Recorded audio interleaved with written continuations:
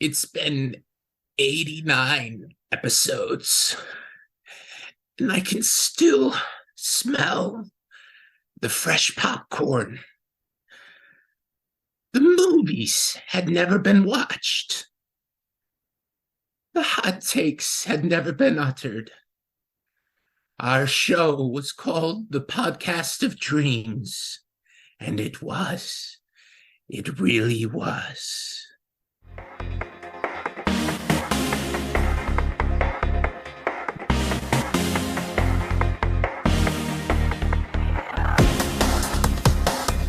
Welcome to the 706 podcast as we discuss the best movie of all time, Titanic.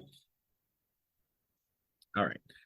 There's my little introduction. Hey, friends and folks. This is Kirk here.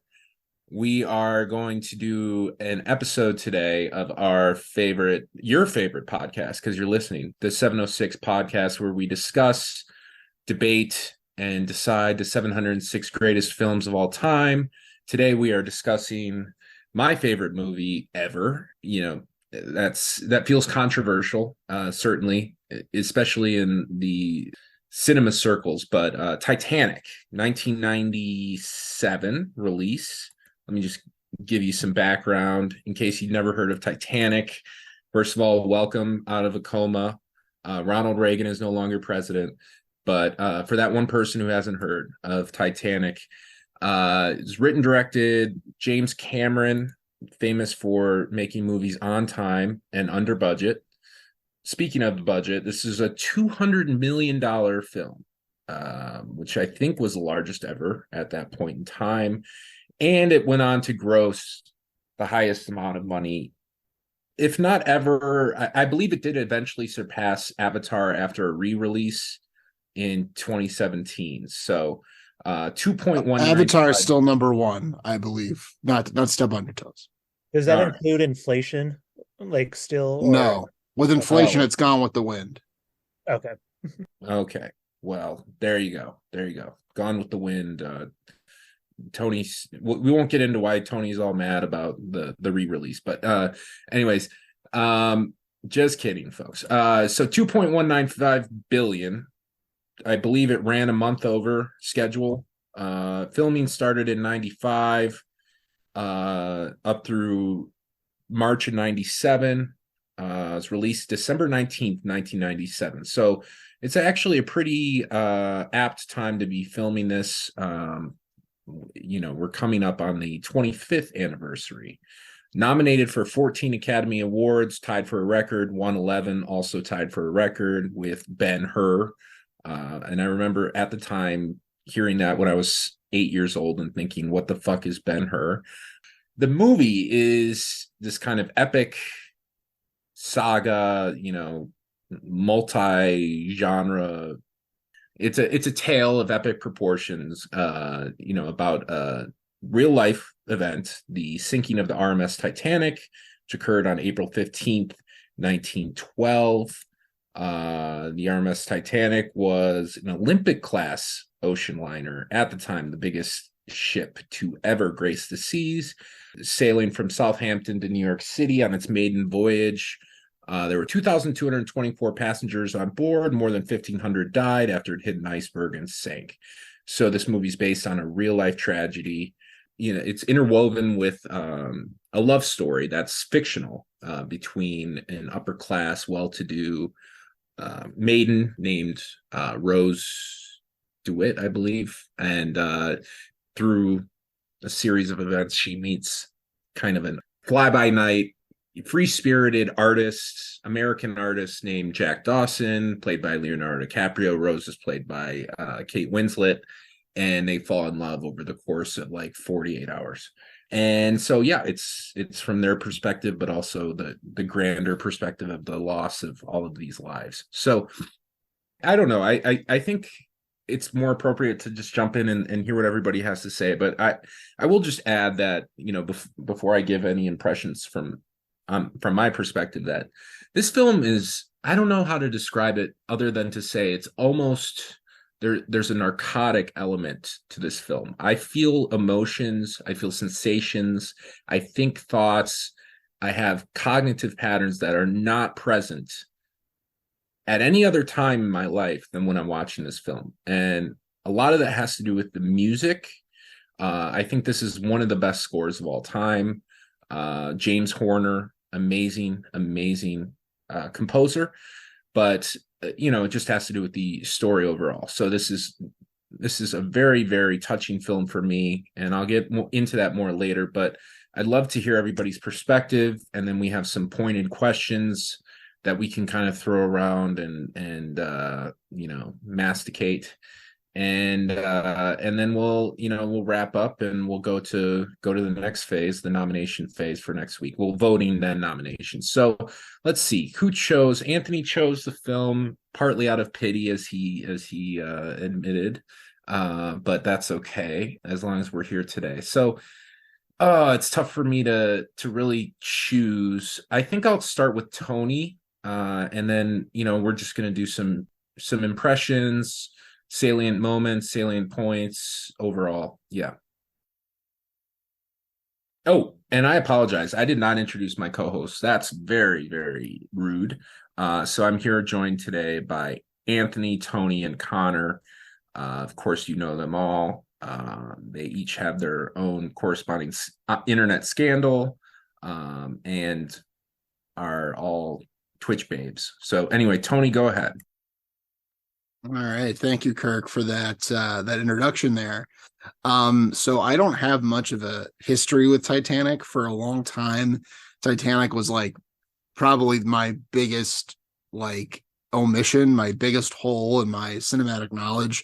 Not necessarily in that it's the most critically revered film I hadn't seen or the most important historically, but in terms of just general pop culture literacy, having a movie that just everyone has seen. This is the one that I just never saw, because growing up, I never really, we had the double VHS that my parents had bought. I never felt compelled to watch it. I just never had that much interest. And then I watched it last year with Sierra, who showed it to me as one of her favorite movies, and I enjoyed it, and then watched it again this year. Kirk is raising his eyebrows. Maybe he didn't have this knowledge about my past, this sordid detail, but it's odd because I think that this movie and a lot of what Kirk is saying, and I don't say this in any way to be critical.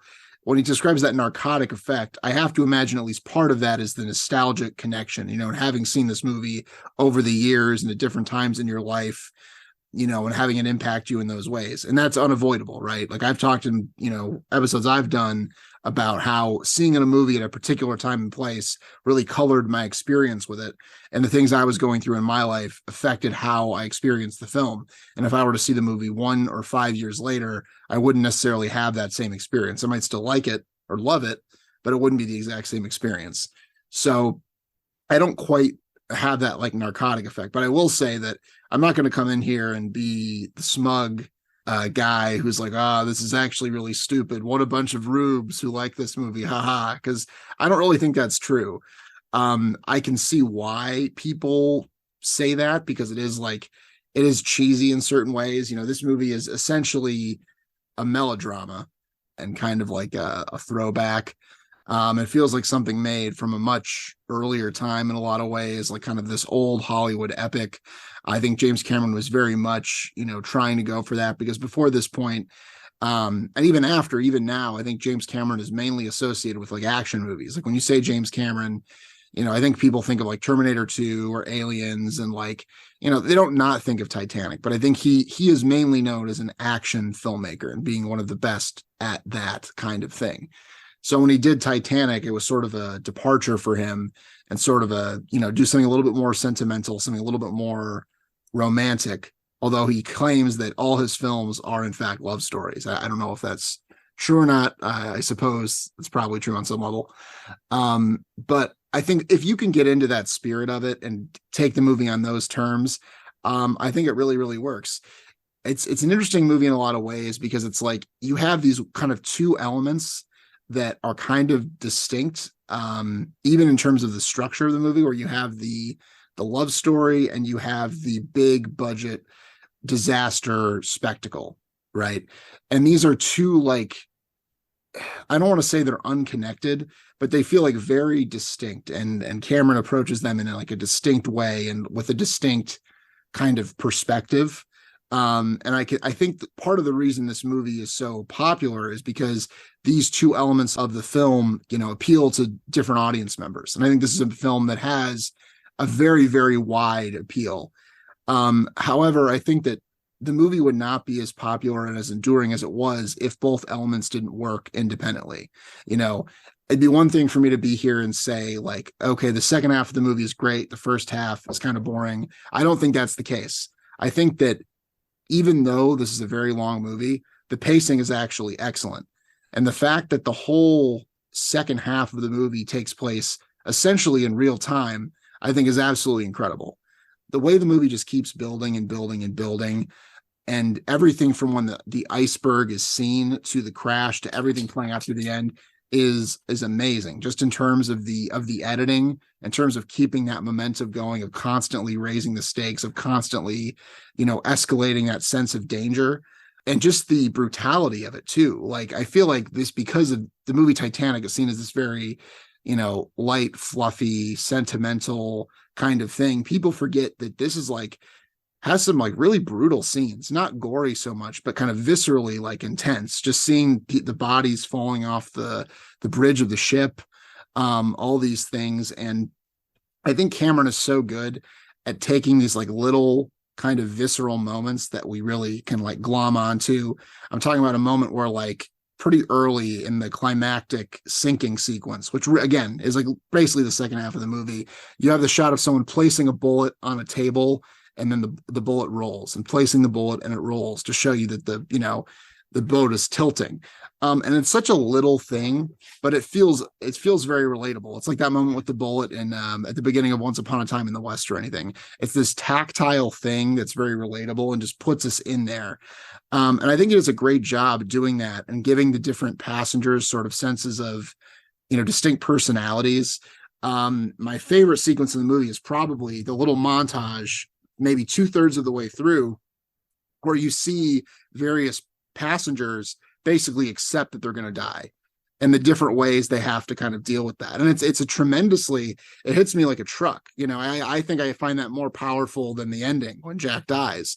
You know, and just seeing all the, like, the elderly couple holding one another, the woman tucking her kids to sleep, the shipwright who's cursing himself because he just couldn't get it right. I think those are very great, like, little human moments. And because it's a melodrama, these things are done in relatively broad strokes. I'm not going to say this is the most like nuanced character portrait in the world, but I think it's very effective. And I think the love story is also very effective. It's very simplistic. It's very much like a throwback. It's very Romeo and Juliet. But I think that for the vast majority of people who watch this movie, it's hard not to get taken in by these characters. And I think that Kate Winslet and Leonardo DiCaprio, like, you know, what is there to say at this point? You know, I don't think they're like the greatest performances of all time necessarily. You know, I'm not putting them on that Mount Rushmore, but I think as far as romantic leads go, and as far as chemistry goes, and as far as getting you invested in this relationship in a relatively short period of time, the movie is very successful. The parts of the movie that I find the most kind of, that rub me the wrong way the most, are some of those melodramatic elements in terms of the characterization of, like, Billy Zane, for example, who I go back and forth on, in that on the one hand, like, I just roll my eyes at what a ridiculous, like, over the top villain he is. Like, we have to make, because this is basically essentially a story about infidelity, we have to make the guy the most unlikable ass, and just like gilding the lily, like doubling down over and over and over again. Although by the end of the movie, it kind of wins me over, because I love the moment where he just grabs a screaming child and says, I have a child. And it's like, this guy is just, he's just a bastard. And like, I kind of was won over by that. Can we take a moment and recognize, and this was one of my quick hitters later, he saved that child's life, literally. Billy Zane saved that child's life. That girl was going to die. She was sitting there. Nobody was doing anything. He picked her up and got her in the boat. Okay. All right. All right, I take it back. Billy I Zane is a too think great it's more guy. complicated. All right, fair enough. He did say the Typical child like Tony. I'm okay. I'll take it back. I love Billy Zane. He's my favorite character, and Rose was wrong for leaving him. I'll go that far even. But no, yeah. So his character grates on me sometimes, and then like, and this is like a very nitpicky thing, but there are moments in this movie that remind me of like the Mad Men pilot where Billy Zane is like, Picasso, he'll never be worth anything. Frood, who's this Sigmund Freud? What an idiot. He is wrong about everything. And it's like, you're really going to flatter the audience for knowing who Freud and Picasso are. Like, it feels very like, a little bit obnoxious to me. And like, it's like the scene in the Mad Men pilot where the doctor's smoking and he looks up and says, 9/11 will never happen. Just like really like, okay, I get it. Like, calm down. But no, but in general, I very much enjoy this movie. I don't know if I'll ever say it's like one of my personal, like all-time favorites, because I don't have that, nostalgic connection, but I think it's an incredibly well-crafted piece of like big blockbuster entertainment. And I think James Cameron excels at producing that kind of thing. So I think Cameron found a way to kind of have his cake and eat it too, to give us the spectacle, but to give us the humanity and the empathy with the characters. And I may have little gripes with it, but in general, I think it's definitely like a classic of its type. All right, Tony, thank you so much. That very comprehensive. The thing I'll take from your words is that Titanic and women's rights activists, listen up. Titanic was a film about infidelity. A woman disobeying a man to whom she was prospectively betrothed. Okay, just kidding, Tony. Let's see. Let's go to Anthony next, and then we'll finish up with Connor for our initial round of thoughts. Anthony, you chose this film. I have to imagine you knew what you were getting into. So, based on your kind of preconception, did this viewing kind of disappoint? Did it surprise? Or what's your general feeling towards the film? Sure. So I don't have quite the dissertation that Tony prepared, but I'll do my best to summon some different thoughts on it. Um, First things first is, I guess, differently than Tony and probably different than you, Kirk, although I'm kind of curious to know a bit more about your history with the movie later on, is I had a kind of typical younger brother of the 90s experience with the movie. Growing up, and actually since then, when I think back about it, I actually feel like I've never been fully away from this movie. I have two older sisters who were not quite in the full reams of the Leonardo DiCaprio obsession, but we're definitely the type of people who are ripping out his photo and, the magazines you stole or hid at the grocery store. And, we're putting him up on the wall. So I remember being very young and seeing posters, seeing the VHS, seeing it on repeat on the TV whenever they had control over the VHS player. I remember the two cassettes. I remember them switching it over. And in my own mind, what's funny is I only remember, though, about the last hour of the movie. I just felt like it was always the part. I don't know if like my mind just turned on at that moment, if it was more viscerally exciting for a young kid. But I always remember these moments of the Titanic sinking, and the kind of fight to survive. So I remember this whole aspect of the movie. The other side of it is, I actually remember the production. Of course, it was done afterwards, but because a whole part of my family still lives and was living in Baja California, specifically in Rosarito, where they filmed the actual moments with the ship and they showed the sinking. So the studio is still to this day often used for water shots and ocean shots in movies, not quite to the extent it was in the 90s. And in fact, there's kind of a lingering controversy over the disaster James Cameron brought to the town, which I don't hold against the movie in any way, but just kind of an interesting side effect of Hollywood playing around in other areas of the world. But I actually remember the set of the boat before it was, I don't know if it was moved or dismantled, but they actually had a kind of fake miniature that they would often have cast out. And until the end of the 90s, you could go still tour and look at it, which was kind of an interesting prop. So anyway, all this is kind of in my mind. I remember Billy Zane as the voice of the greatest villain of all time in Ansem from Kingdom Hearts 1 before he was fired. And I remember, this movie being on HBO quite often over the years. So anyway, all this is to say, coming to this movie was the first time I'd seen it from start to finish in probably over a decade as an adult, or at least in a more serious way. And seeing it, I got to agree with a lot of what Tony was saying. I don't know if it's necessarily one of the greatest movies of all time, but maybe more positive than what Tony was getting at. I think it's fairly good. And I find myself being swept up by Jack and Rose much more than I would have guessed.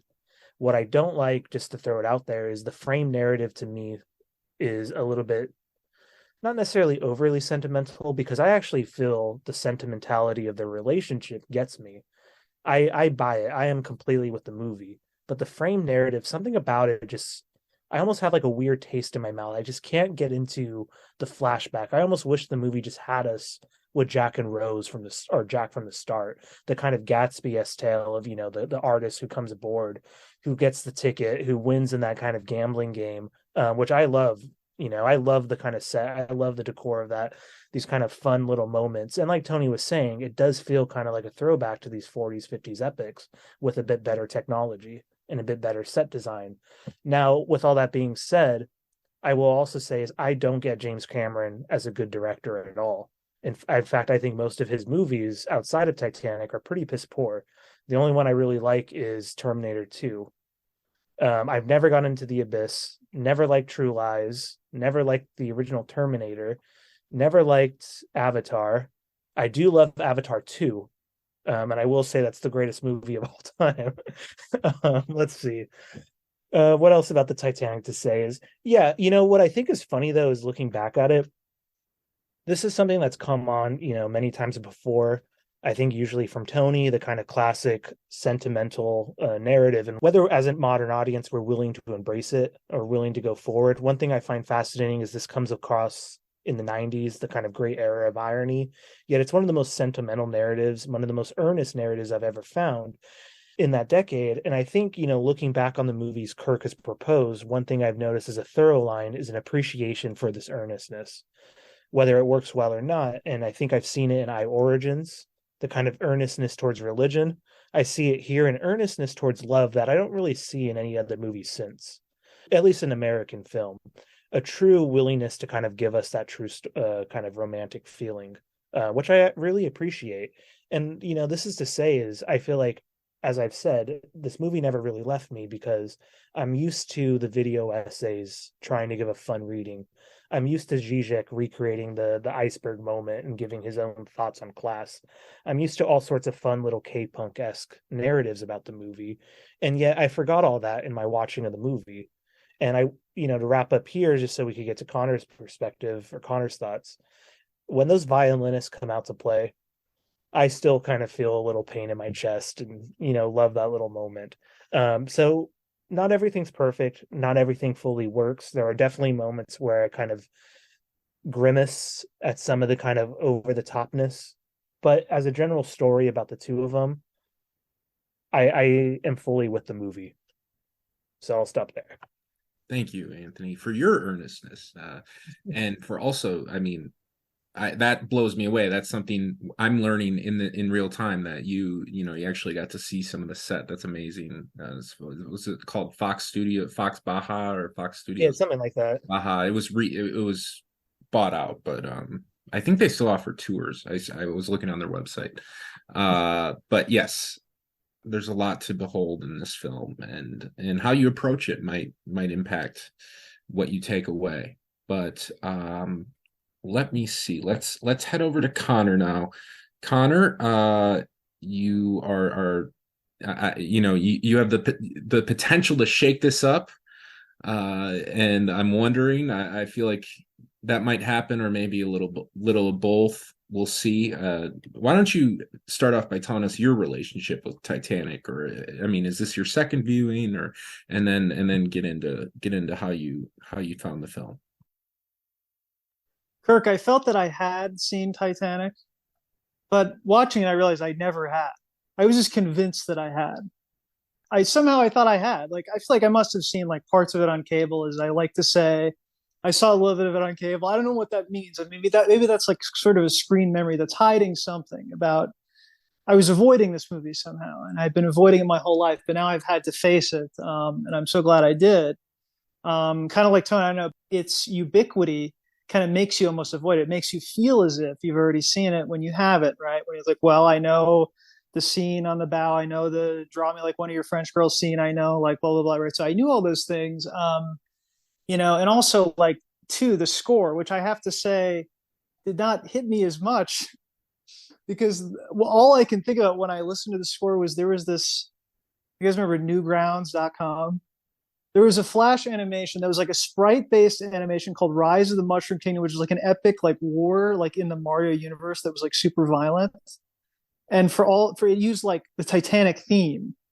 And that's when I first heard it. So I can't help but think of like the end of Rise of the Mushroom Kingdom, which is one of my favorite like things I used to watch all the time.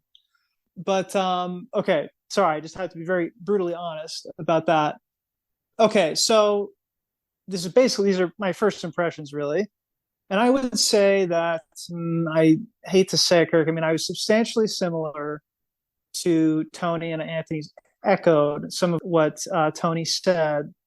To put it succinctly, using 706 podcast references, I came for Transit, okay, and I got Inception with a twist. Okay, so by Transit, I mean I wanted to be kind of swept up in this romantic story. I wanted to be mystified and kind of touched, and maybe Transit isn't quite that, but that was something where I think of all the movies we've watched that are love stories, that was one that like hit me, very deeply.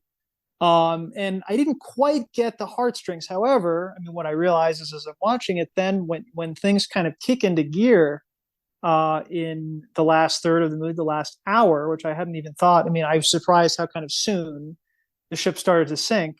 And I love what Tony pointed out that it's like in real time. Suddenly everything starts to come together, and the characters feel much more nuanced. I think there's just so much more going on when they're reacting to danger.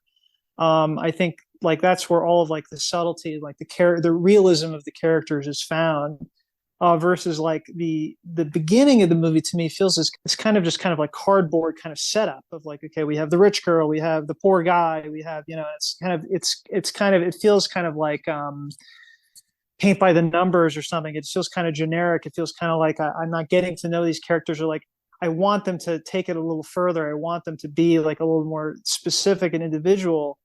Whereas they felt kind of broad, like broad types. But then, I mean, the movie really pays off when you get to the danger and the aspect of and the thrill of all that, and obviously that's where the budget comes in. And my God, that was worth it. I mean, it's amazing. I mean, it got to the point where I was thinking sort of, is this kind of like amusement park ride-esque, maybe Universal Studios to be precise, because that's exactly what park that type of ride would be at. No, but it went beyond that because it got to the real stakes and got to the real kind of like dramatic, and eventually the kind of the social reflection that gives it this epic quality, because it's not just about, our characters, but it's also about, society as a whole, or white Anglo society, at least, with its like, kind of class distinction and stuff.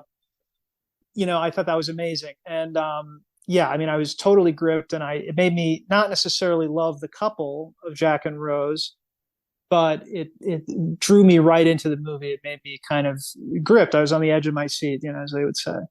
And I would just add one thing to mention the frame narrative, which is interesting.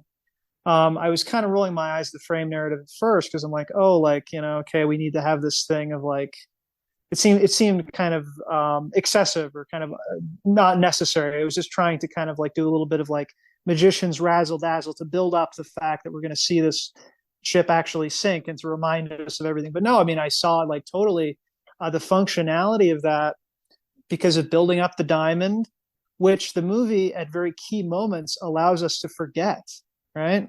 Allows us to forget that the diamond is in her pocket. We have the only character who remembers is, of course, Billy Zane, right? He says aloud, like, and the thing is, I left the diamond in her coat and I put it on her. At that point, he's given up on it himself.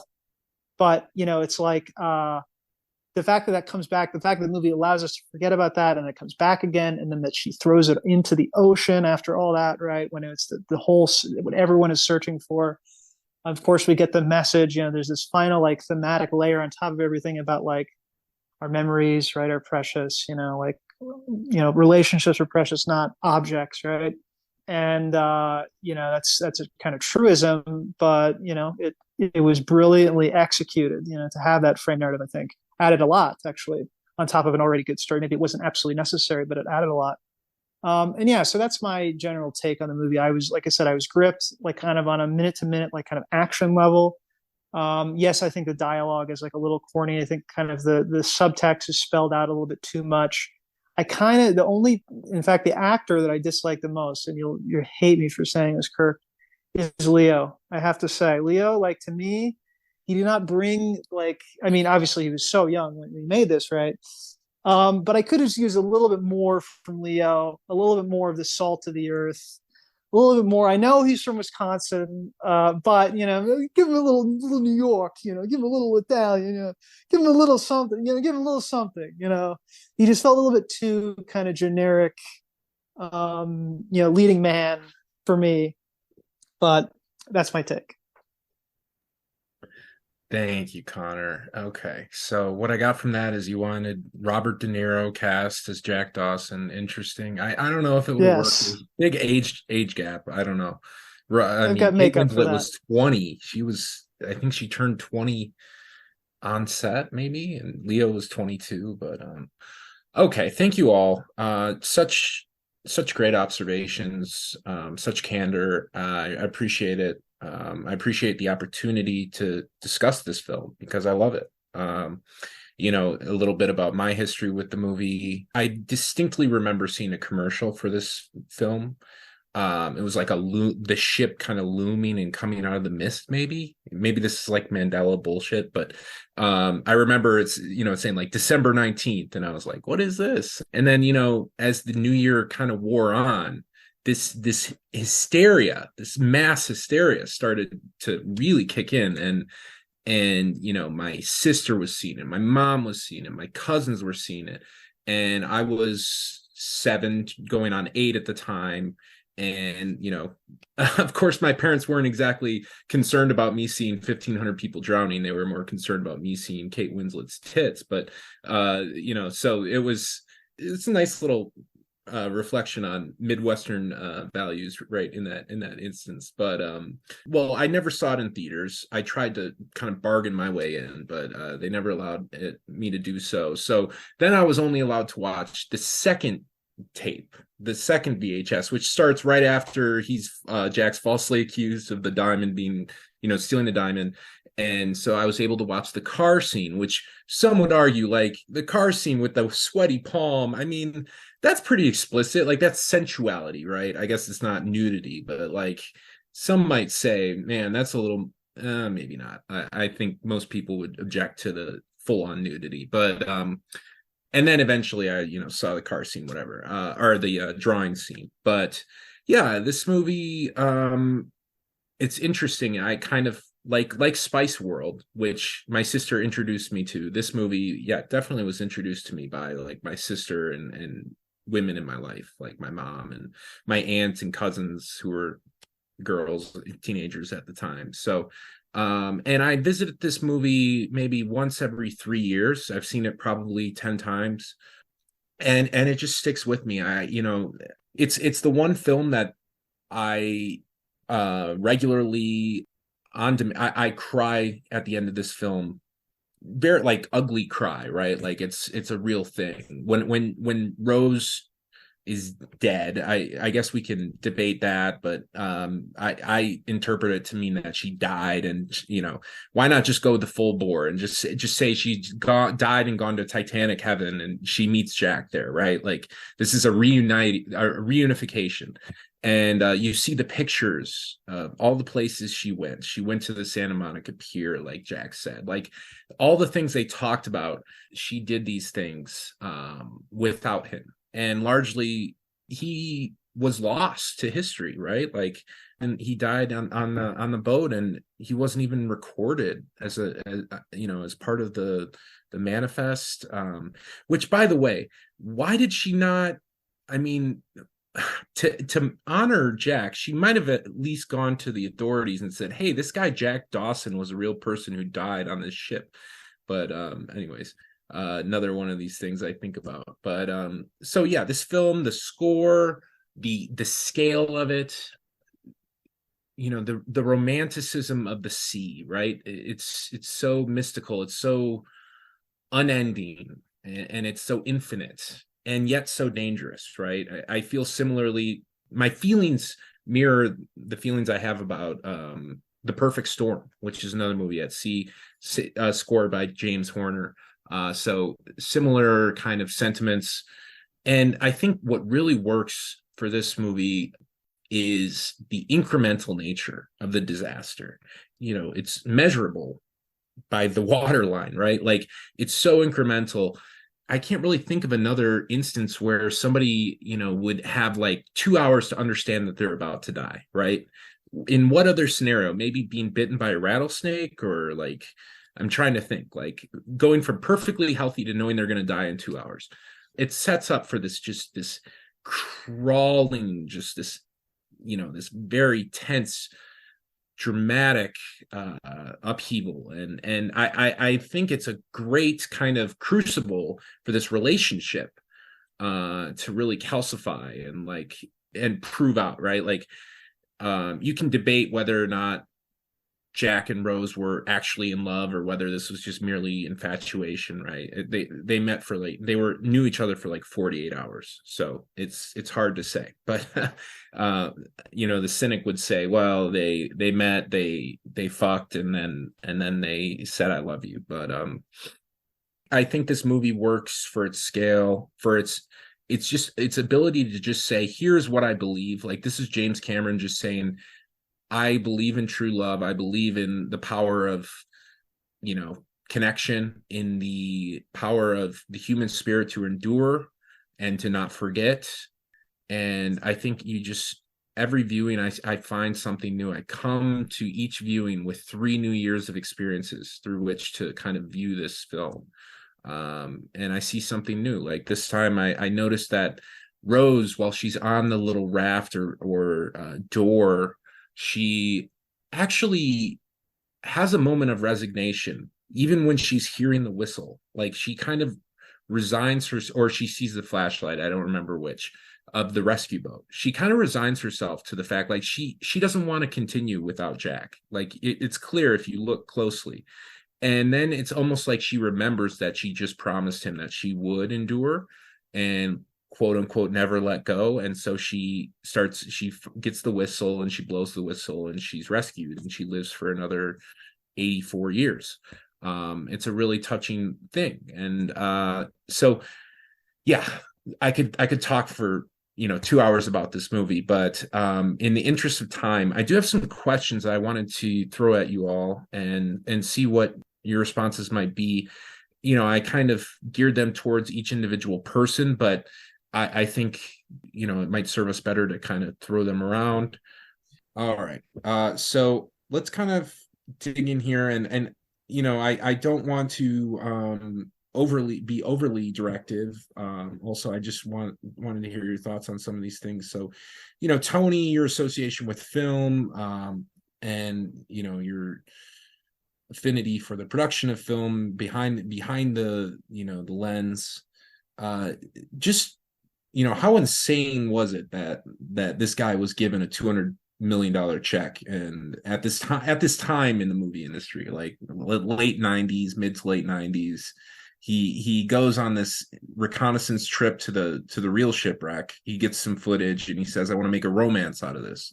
And I guess the other aspect of it is we can look forward to like Avatar, and like, was he able to rest on his laurels, or was his reputation ever able to cash checks for Avatar? Even though commercially it was a success, I think critically Avatar was condemned more than Titanic was. So I guess just any thoughts on James Cameron or the idea of these mega blockbusters and like the style he brings. I also know, like, from reading, that James Cameron's kind of a dick in terms of like how he directs a set. Like he at one point called like Kate Winslet Kate too heavy Winslet or something, and like and he wouldn't let them go to the bathroom, so everybody was like peeing in the pool and all these things. So anyways, do you have any thoughts, Tony, or Well, anybody that's else? the stuff I like about him. I mean, that's I don't care for the films that much, but someone really had to tell Kate no. So yeah, no, I think he's has a reputation for being a bit of a control freak and sort of like an unwillingness to kind of compromise on like what he wants. And I think Titanic is kind of really where that starts because like as you kind of said in the introduction, 200 million, by the way, if you adjust for inflation, is about double that now. I think it's like 375 million or something now, which I don't have the list in front of me, but at the time that he made this, it was the most expensive feature film ever produced. And I believe that the studio was a little bit skeptical of kind of what he was selling. Just the fact that it was a bit of a throwback. The whole idea seemed a little bit unfashionable. It didn't seem particularly hip. And also the fact that, he was the action guy. He did Aliens, he did Terminator 2, he did, or Terminator 1 as well. These are the things people associate with James Cameron. So I think there was an element of risk, but I think also James Cameron is someone where the risk always pays off, at the very least financially. A lot of people are very cynical about Avatar 2. I have no doubt that Avatar 2 will be a commercial success. Now, by the time this one's uploaded in 2024 and Avatar 2 loses all its money, I'll look like a fool. I don't know. But in general, I think I've kind of learned not to doubt James Cameron in terms of I think he has a very good sense of kind of what the people want. He's like Spielberg in a lot of ways. Like he has a very, very strong sense of like the experience of like watching the movie. Like he's very attentive to the audience and the audience's expectations and the audience's needs. Which coming from me might almost sound like I'm, insulting him or something, but I'm really not. It's it's a very important skill to be able to like be on your audience's wavelength and have such a good understanding of kind of what they're going to respond to. Because I think that all the major emotional beats in the movie he hits, which is really what directing is kind of all about. Directing is about taking the intended emotional effect of what's on the page and making the audience feel that feeling, whether it's through, editing, performance, score, all these things, and putting it all together. And I think he does so incredibly well here, where to the extent that even if I don't necessarily love everything in the movie, I have an incredible respect for what he was able to kind of pull off. And even periodically I'll hear people like criticize this movie or say, oh, there was nothing, I think I heard someone say, a couple months back, like, well, Titanic was popular, but there's nothing special about it. Which I'm like, even if you like don't like the movie, which is fine, I can see why someone wouldn't like it. I don't think you can say there's nothing special about it. Like that to me is kind of crazy. So I don't know what I really can say to add to what I've said before, but I'll say that I think James Cameron is very good at overseeing these kind of massive productions and just holds himself and everyone else to a very, very high standard. I'm not saying that justifies like yelling at people or, fat shaming people or anything, but at the same time, I do admire an artist that, kind of goes to these lengths to make art and to do so so successfully. So, I don't have a whole lot of original thoughts on it, but that's how I feel. Fair. And I was struck by another thing is just this film doesn't feel like it aged poorly. Like at least not yet. I don't know. I mean, there are certain moments, of course, right, where the whatever rotoscoping or whatever they were doing with like when the two main characters are running and the water's gushing in behind them, you can kind of see their faces look a little bit like Halo 1-ish, but by and large, like this is a film that's you can't fake the water, right? Like all of these actors are in some level of danger even if the pool is only 3 feet deep. And this gushing water, it's just so incredible. It's so spectacular at times. No, I want to just jump off that because I 100% agree. I think the visual effects have aged incredibly well for something that came out in the late 90s. And in fact, when I'm watching those sequences, I'm not even really, I mean, there's some part of my brain I can't really turn off that's thinking about like, oh, how must he have done this? But when I'm watching it, like I'm watching people on a boat whose lives are in danger. Like that reality is like I'm in that and I'm feeling that and I'm feeling the tension and the stress that comes with that, which is hard to do for me, you know. But I think that yeah, the effects have aged incredibly well. Yeah, thank you, Tony. So Connor, Anthony, anything to add there? I don't want to cut anybody short. We can always amend our, I love the free flow element of this. If Well, anybody has anything. one thing on special effect is it reminds me is what was that movie, Kirk? I think it was your selection. It was like an early 2000s, late 90s like B movie that we watched for this. Also featuring like Which one? underwater portal aliens type thing. It's like so Sphere. Sphere. I was How could thinking you? about How could you Sphere. forget? You entered the sphere. That's why you forgot. It's true. It was a very annihilation-esque moment, but yeah, no, I was thinking about Sphere's effect and like moments that just seem so aged and like pertinent to the late 90s and how it's kind of absent in this one. Obviously when you have $200 million, maybe things are different. Maybe not. But anyway, I just wanted to throw that out there. That's fair. Kirk, the Connie? only dated thing in the movie is Bill Paxton's earring. That Oh, felt yeah. more like a period piece thing than the actual. It felt longer ago than the Titanic itself. But and I would say I'm one to talk. I know it's pretty rich coming from me, but the green screen, in fact, during the big moment, during the money shot of them on the prow, the green screen stood out to me. I don't know. It became noticeable. Of course, Which like one? watch any when they're on the prow. It seemed like, am I crazy to think that? I know, like obviously they were actually on a prow for part of it, but then where they're kind of shot from behind, the famous, arms out shot, and you see the water ahead of them moving past them. So obviously to give the illusion of the ship moving very fast. I mean, I thought that was green screen, or am I wrong? That was an authentic Mexican sunset. I Uh, I did read I that. believe the light could be real, but I thought, but I'll check on that. But that would be funny if I thought it was fake and it wasn't. That would be on me. I think I couldn't blame the movie for that. No, there are But certain elements, definitely. certain green screen moments in particular. But like, how can I fault like when you literally make the ship turn sideways and people are sliding down? I mean, I really wanted to slide down that just once. I mean, I really wish there was some kind of ride where you could like slide down it. I know, not funny, obviously horrible, but obviously there's something so incredible, tactile about the feeling of the moving ship and the way they set it up that it's going to split in half. I mean, that was spectacular. Yeah, it truly was. I always find someone new to trail kind of in those scenes, like the lady that slides all the way down with her skirt blowing up, like, and you just wonder how that was, like, is she like, does she have aluminum or tin under? What is she sitting on? Like a sled that she's just sliding down. But so let's move on. Time is always a factor. I guess I did want to kind of touch on this, just the thematic piece of this film, right? Like we look at Kate Winslet's character. I think this movie, like Jack, to Connor's point of like Leonardo DiCaprio's character didn't really have much nuance to it. I think that's totally fair. Like he's very rote, right? But I think that's by design.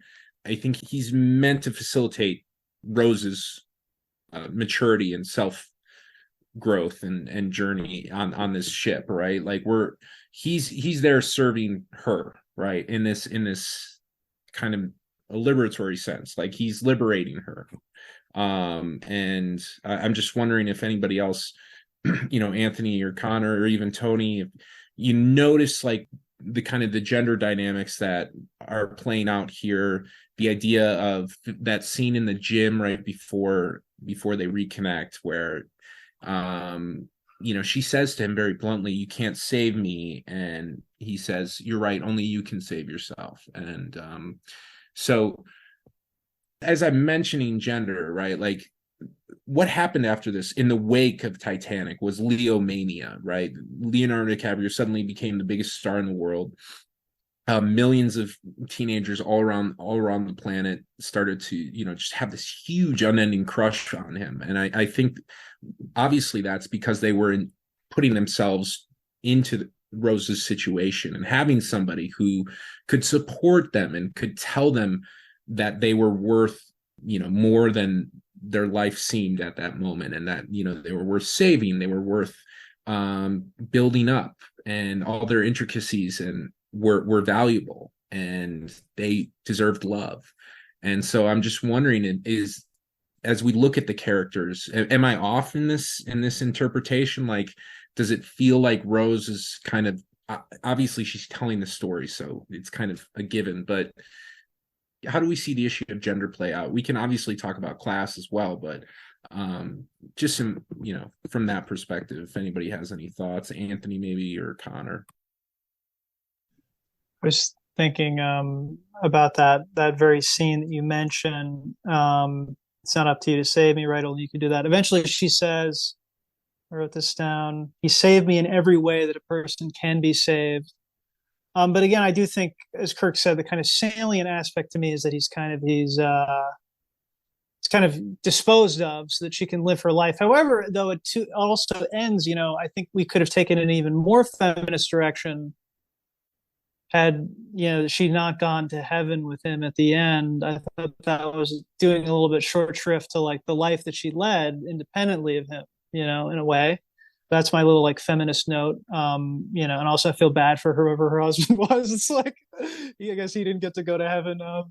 But then I'm doing the Tony thing. No, but shaming her, but for her infidelity. But no, of course, they were in love. So, but then right before that, the line right before that, Kirk, and I think it's very indicative.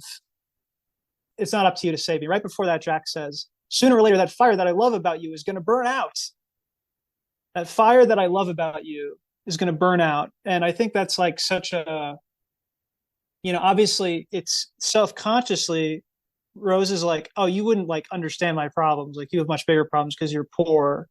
Like my problems must seem silly to you. And he's like, no, it doesn't. And that, like, obviously that simple thing of saying that like means so much to anyone, right? Not a woman, not a man. I think it's either way. That's like a very meaningful thing.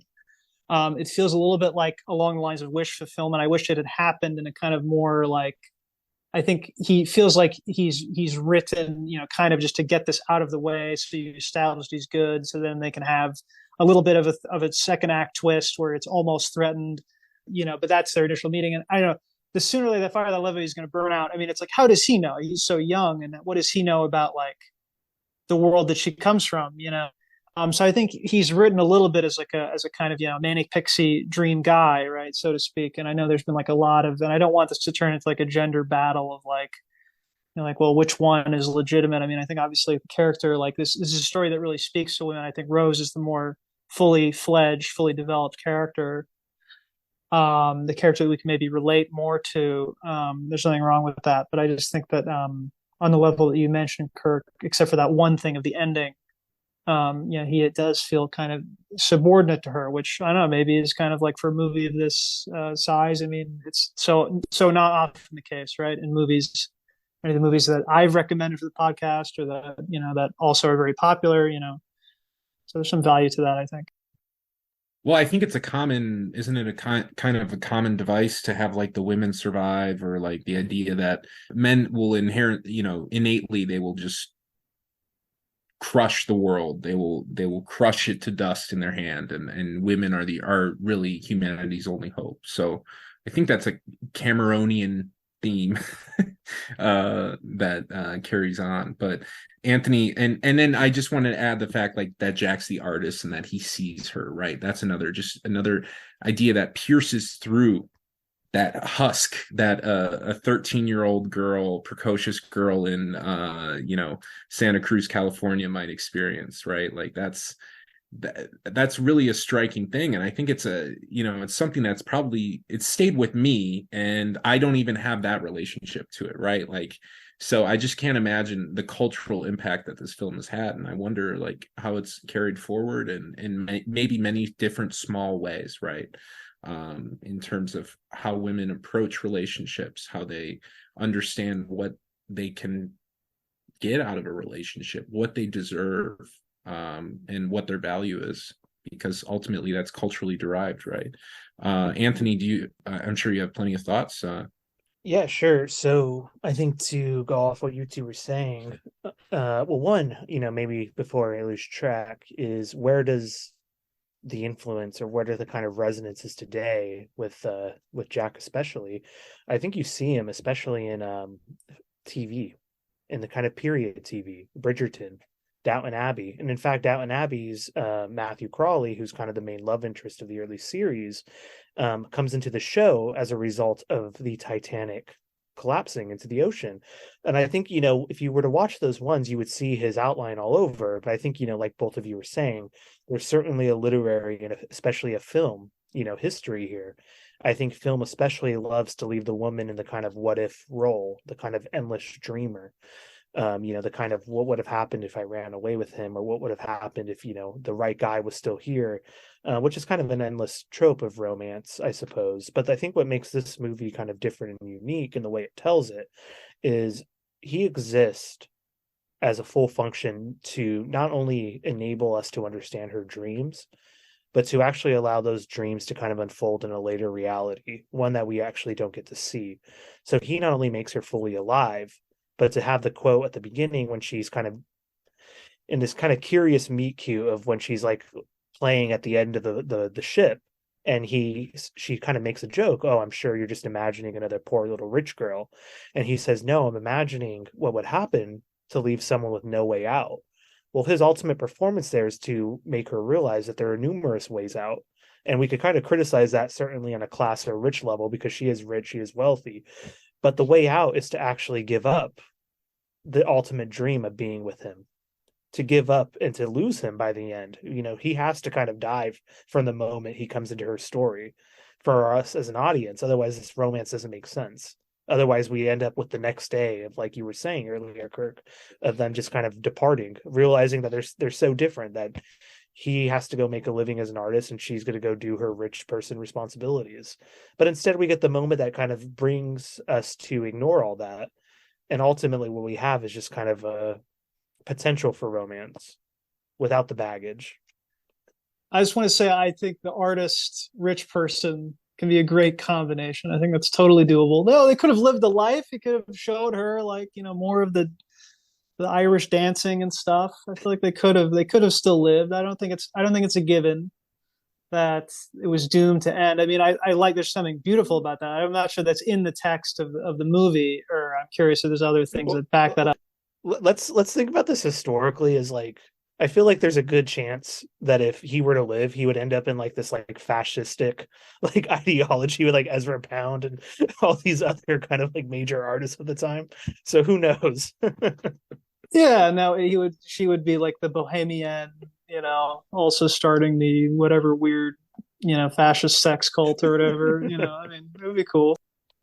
Oh boy. Okay. So, Tony, do you have anything on that, or are you pretty good on that, or any thoughts?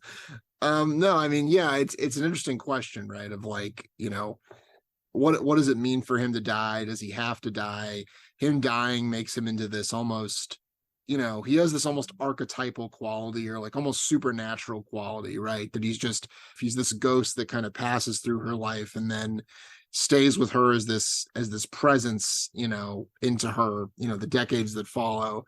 And the fact that he dies, of course, makes it this, perfect image or screenshot of a relationship with none of the messiness that, real relationships inevitably encounter, and gives it that, of course, that kind of that wistful feeling where, when you see him at the very end and he's still Leonardo DiCaprio, that's who he is forever because he died at that age. I mean, I don't have too much to add to it. I mean, as far as the gender dynamics of the movie, the two other things that I guess I would point out are the character of Rose's mother, who is she a widow, I believe, at the start of the film, and she's basically putting a lot of pressure on this, pairing on this relationship between her and Cal, basically to ensure her own financial security, as well as her own kind of social station, and it's sort of this ambiguous situation where like the mother's very unlikable, of course, and Cal's of course very unlikable,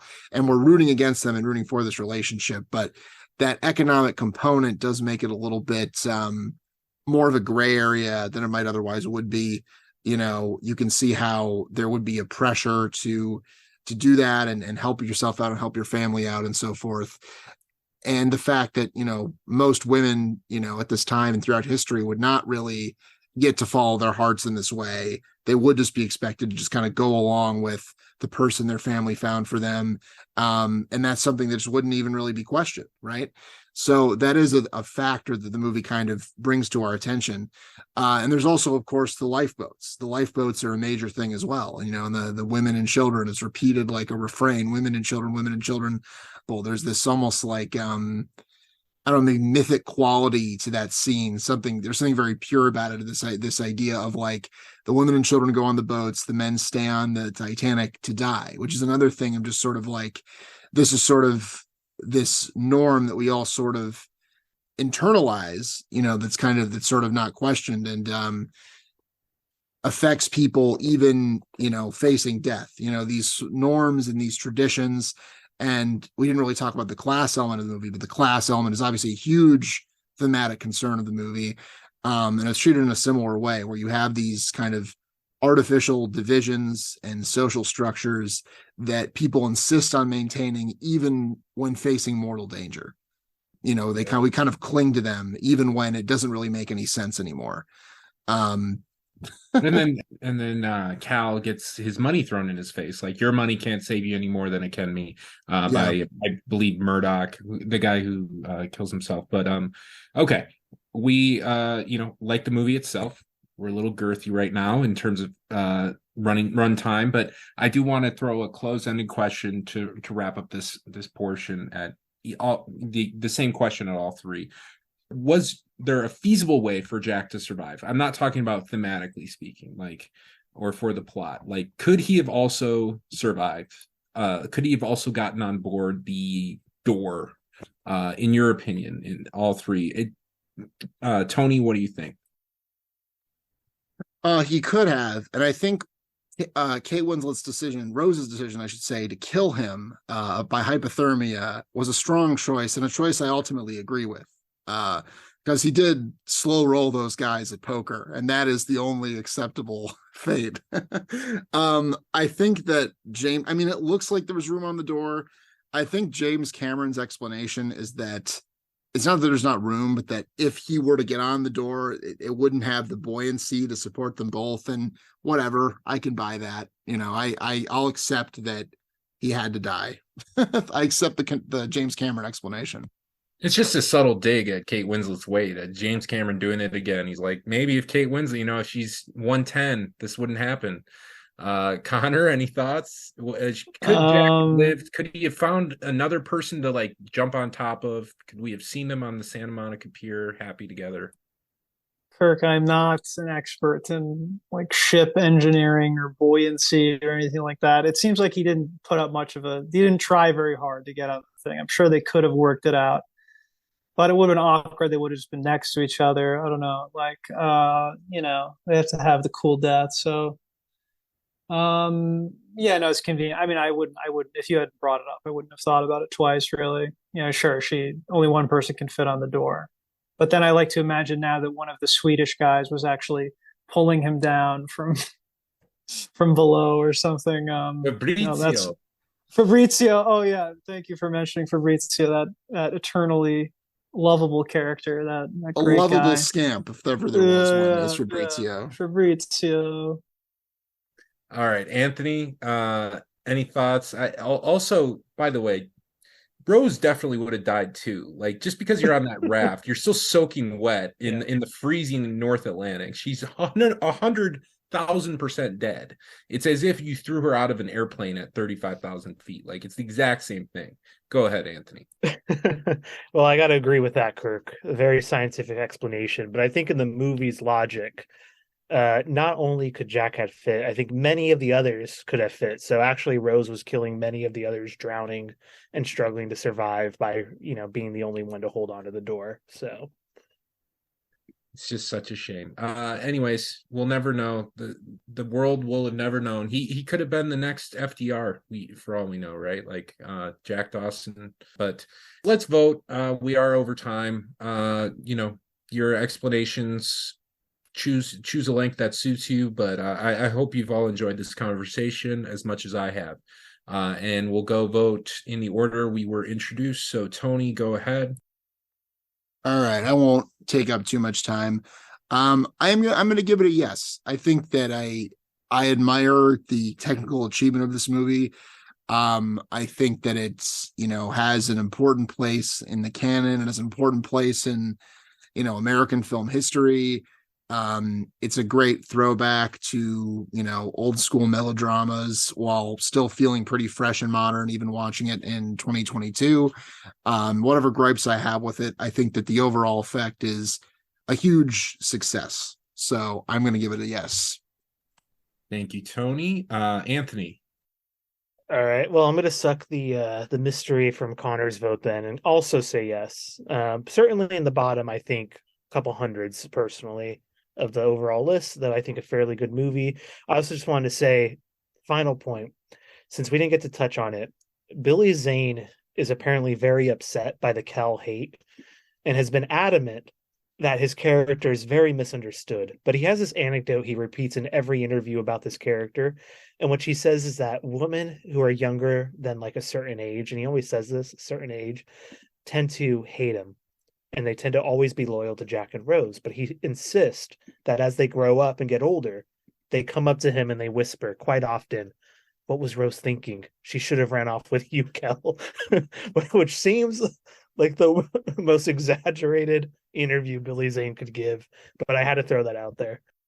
Did he start the interview off by saying, "As a black man, as a black gay man, when women come up to me." Anyways, Connor, you kind of have a ceremonial vote now, but regardless, still important for posterity. Okay. I mean, I love Billy Zane. I love Billy Zane's character in this, especially as he really starts squirming in the latter part of the movie. Great to see him squirm. Great to see him react. Oh, damn it all to hell. The little bit of hesitation as he's about to get on the ship, and he goes back to Rose and lies at the boat. There's complexity to that. That it gets it's a couple extra shades of evil. Or evil and good. At the end, shades of gray, I guess I should say. And he's just fun. I mean, that was one of the few times where I was like smiling at like a character moment. No, this movie, I mean, as far as writing and direction is concerned, I mean, it's amazing. I was gripped, totally worked. It exceeded my expectations of what it could pull together at the end. I will stand by my points about the writing, especially in the early bits, being a little corny. There's a line like, for instance, is at the end, but a woman's heart is an ocean of secrets. It's a little bit like Cameron, the writer, writing at me, not the character talking to another character, and then also, and I'll leave with another one that's a little bit kind of preachy, but I have to say that in the heat of the moment, it hit me. At the heat of the moment, it hit me because I was just seeing what was happening, and I ceased to think in those terms of would the character say this. Rose again says, kind of in monologue towards the end of her, her story within the story. We were all in the boats, and there's only one thing to do after everyone would get home after surviving this tragedy. Right, there was only one thing to do: to wait to die, to wait to live, or to wait for absolution. And that's like a really like deep thing about like survivor guilt. I mean, that really like hit me. The movie doesn't explore that, but there's a lot of depth to that. So I think there is like some real like emotional wisdom in this movie that goes along with even the corniness. So like that is the thing that for me puts it over the edge and makes it a yes. But I would say like I would agree if everyone were to say the writing is a little like corny or melodramatic in a bad way, I'd have to agree. But I think because the movie works so well on a directorial level, I can't fault it. It all works. Thank you all. I really, really appreciate this. It was a long time coming, our 89th episode. I do want to add one thing, one final observation.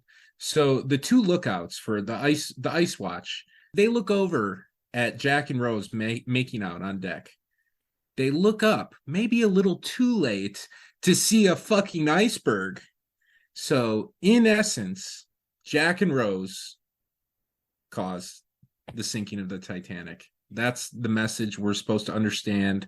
Do not show public displays of affection. That's hot. That's hot, man. Also, Spank a whole ship. We never touched on the car scene or the drawing scene. Maybe another 89 episodes we'll do a bonus bit. But thank you all. Titanic is in. I'm happy. I'm a happy man. I'm quitting the podcast. This was my last episode. I'm throwing the heart of the ocean into the sea. Just kidding. Let's go ahead to nominations. This is the second portion of our show, shorter portion, where we the three co-hosts nominate a movie, and I get to choose which one we will consider for introduction into the canon. Who has gone least recently? Because they get to decide the order. It's Connor. All right, Connor. So you get to decide the order of nominations.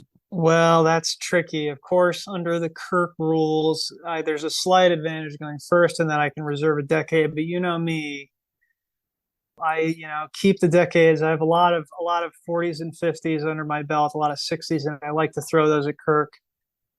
So I'm thinking I'll be safe, but we'll see what happens with the others. So I'm going to nominate Anthony first, and you know what? I'll go second, and then Tony last. A voluntary second. You do get points for that. That'll be a bonus star. It's an achievement. Do the Mario Party thing. Yeah, I get achievement unlocked. So I get like 50 gamer points for that. All right, Anthony, right? Anthony first. Yeah, so I'm tempted to pick a movie from the 40s or the 50s to steal it from Connor, his preferred decades, two of his preferred decades.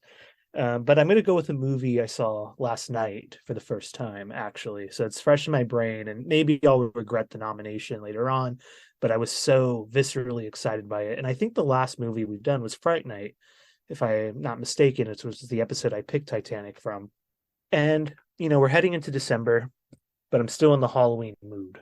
So it's a horror movie. And it's an early one from 2009. It's an early one from the director Ty West, who most recently did Pearl and X, which, I have back and forth feelings on.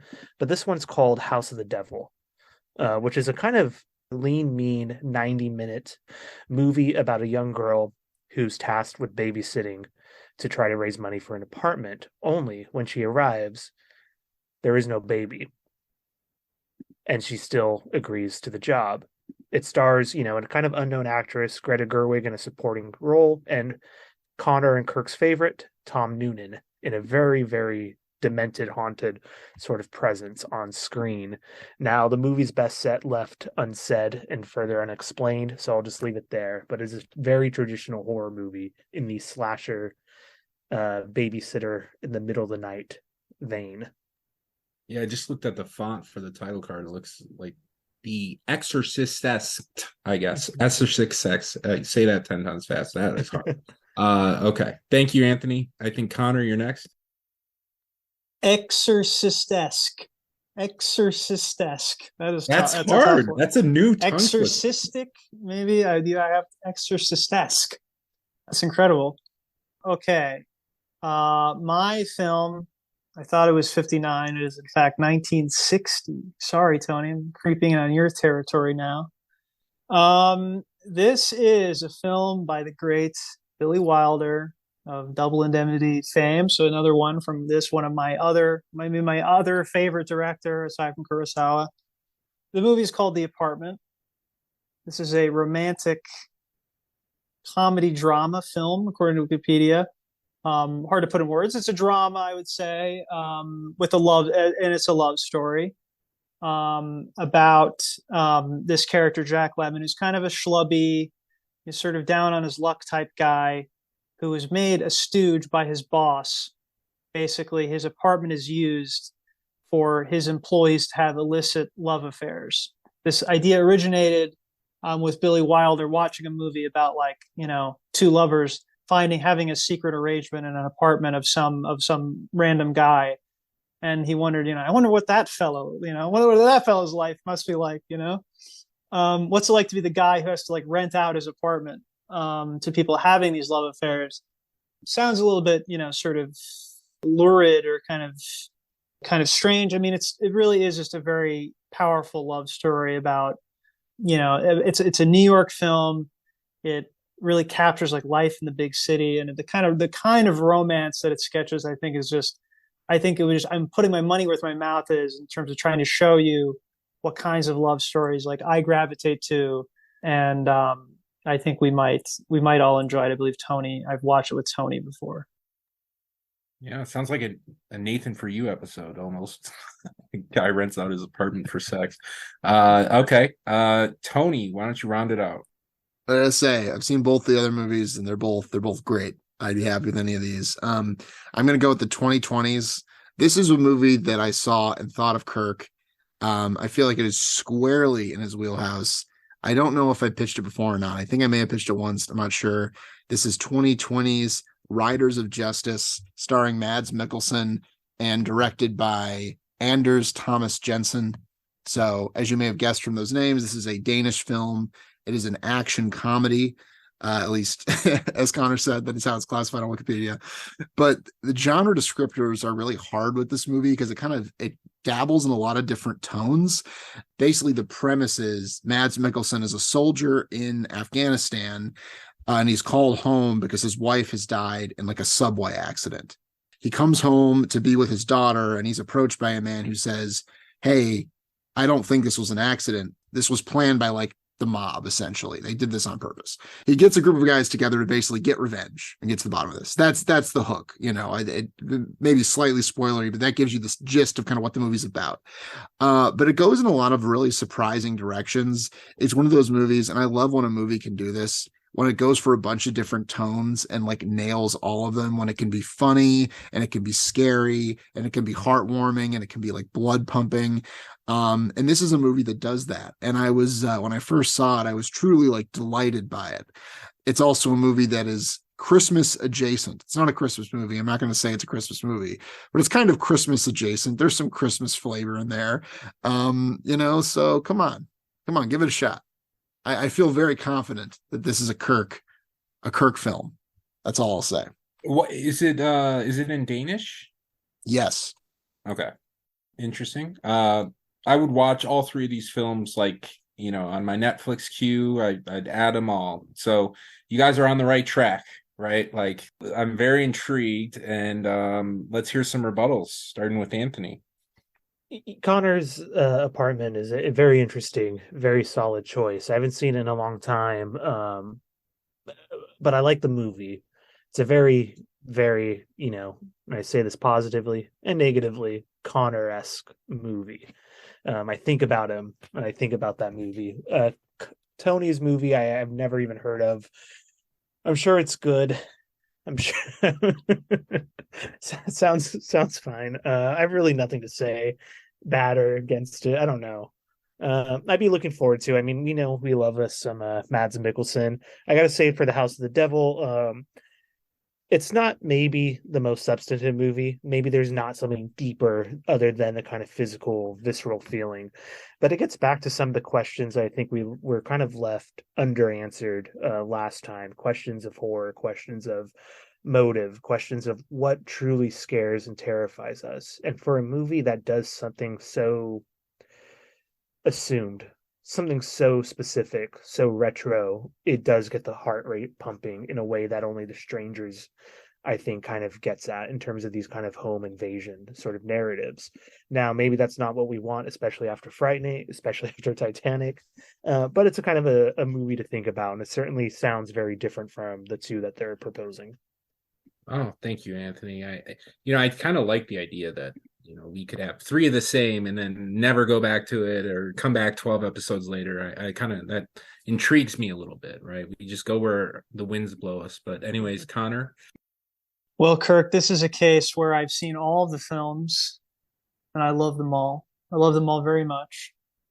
I think, Kirk, this is a vibes question. What are you feeling? Feeling a little bit. Tony's right. I'm not sure if it takes place during. There is some Christmas stuff in it, but we're talking some cozy Scandinavian sweaters, and there's a Christmassy vibe to Riders of Justice, and I think Tony is right that you'll respond to it. I think that was a very wise choice to recommend to Kirk. House of the Devil maybe less tailor made, but I also, that's another, like, I've been trying to get into horror a little bit. I'm finally kind of like getting into the horror spirit. I think House of the Devil really helped to convince me to move more towards horror and what the genre has to offer. Also extremely strong vibes. However, it's definitely October vibes. I don't know if it quite feels, I mean, it's extremely cozy October vibes, college town, Lee's changing vibes. But if you want those, kind of January, February in New York, wind between the skyscrapers, big coats, slush on the ground.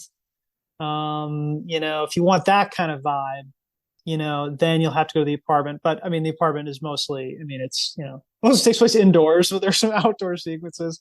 But the vibes are there. You can feel it. And it's very much a New York movie.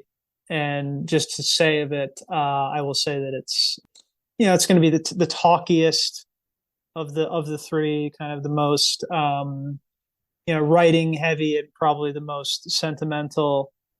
But it depends on what you're in the mood for, Kirk. I can't say anything bad about these other two movies. Okay. Thank you, Connor. And then Tony, go ahead. Yeah, so House of the Devil might be one of my favorite horror movies. Incredible atmosphere, incredible vibes. I almost wish we had done it as our Halloween episode, honestly, because to me, this is the biggest knock against it. It's an extremely fall movie. It is a very fall movie. It has incredible, like, October Halloween kind of atmosphere, and I'll watch the movie any day. It's great, but that is one kind of minor con, I would say, to bring it up in this context. You act like we're in like spring already. It's still fall. Well, come on, it's Christmas time. Let's be real. We're post Thanksgiving.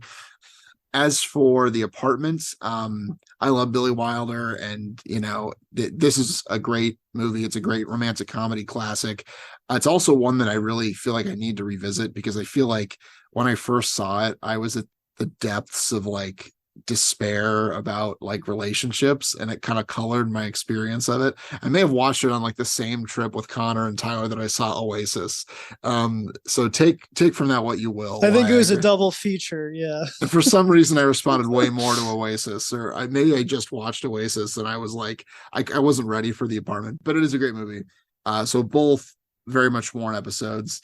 I feel like Riders of Justice is just like, it's a recent movie that I think is like pretty underrated. Like, I feel like I don't hear about it that much, but I feel like most people who see it would like it. Like, I think it's a movie that, like, even though it's a Danish movie and it's not like a, big blockbuster movie or anything, I think it's a movie that appeals to like a really wide number of people, which might sound like a weird thing to say. And I think it kind of covers a lot of bases, but I think that like, it's such an impressive movie in terms of what it manages to pull off with the ingredients that it has and the number of places it kind of manages to take you. And I think it was also like a very like emotionally resonant experience as well. I just think it's a movie we would all enjoy. It would be very solid. All right. Well, I kind of harken back to what Connor said. It's kind of a vibes thing, and I guess I'll use that as a form of proactive forgiveness for choosing and in essence not choosing in this instance, because these films do all sound very intriguing in their own ways.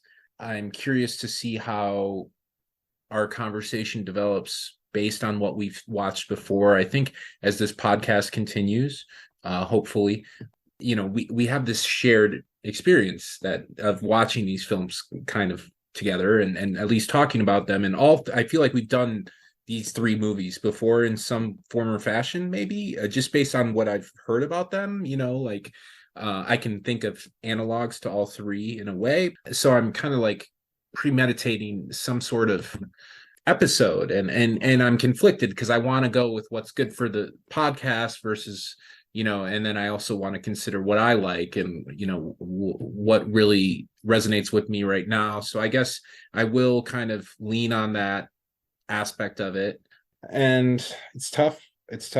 Let me just make sure. Yeah, I guess it's I will choose Riders of Justice. I will choose Tony's.